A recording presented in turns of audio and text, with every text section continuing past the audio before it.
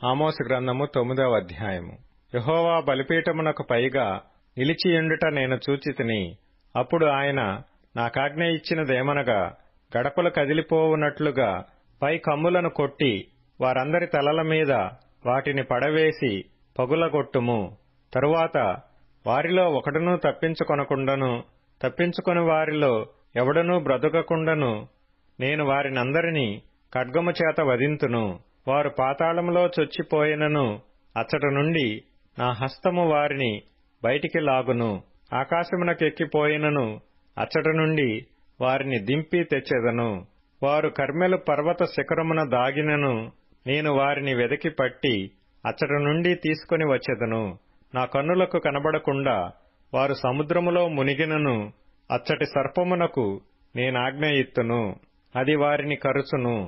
తమ శత్రువుల చేత వారు చెరపట్టబడినను అచ్చట నేను ఖడ్గమునకాజ్ఞ ఇత్తును, అది వారిని హతము చేయును. మేలు చేయుటకు కాదు, కీడు చేయుటకే నా దృష్టి వారి మీద నిలుపుదును.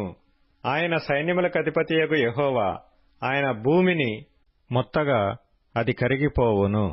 అందులోని నివాసులందరూ ప్రలాపింతురు. నైలు నది వలెనే అది ఎంతయో ఉబుకుచుండును. ఐగుప్తు దేశపు నైలు నది వలెనే అది అణిగిపోవును. ఆకాశమందు తన కొరకై మేడగదులు కట్టుకొనువాడును, ఆకాశమండలమునకు భూమియందు పునాదులు వేయువాడును ఆయనే. సముద్ర జలములను పిలిచి వాటిని భూమి మీద ప్రవహింపజేయువాడును ఆయనే.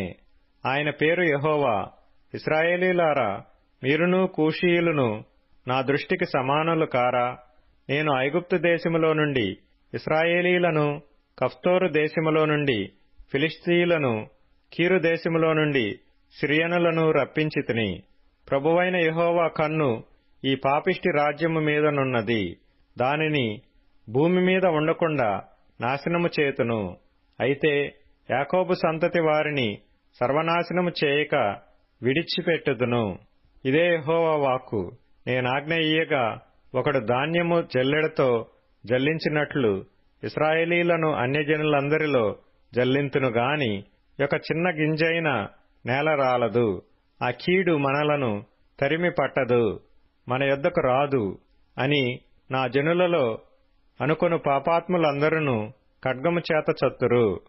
పడిపోయిన దావీదు గుడారమును ఆ దినమున నేను లేవనెత్తి దాని గోడను బాగుచేసి దాని పోయిన చోట్లను బాగుచేసి ఎదోము శేషమును నా నామము ధరించిన అన్యజనులనందరినీ నా జనులు స్వతంత్రించుకొనున్నట్లు పూర్వపు రీతిగా దానిని మరలా కట్టుదును.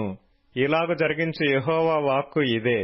రాబోవు దినములలో కోయువారు దున్నువారి వెంటనే వత్తురు, విత్తనము చల్లువారి వెంటనే ద్రాక్ష పండ్లు త్రొక్కువారు వత్తురు. పర్వతముల నుండి మధురమైన ద్రాక్షారసము స్రవించును, కొండలన్నీ రసదారలగును. ఇదే యెహోవా వాక్కు. మరియు శ్రమనొందుచున్న నా జనులగు ఇశ్రాయేలీలను నేను చెరలో నుండి రప్పింతును. పాడైన పట్టణములను మరలా కట్టుకొని వారు కాపురముందురు. ద్రాక్ష తోటలు నాటి వాటి రసమును త్రాగుదురు. వనములు వేసి వాటి పండ్లను తిందురు. వారి దేశమందు నేను వారిని నాటుదును. నేను వారికిచ్చిన దేశములో నుండి వారు ఇక పెరికివేయబడరని నీ దేవుడైన యెహోవా సెలవిచ్చుచున్నాడు.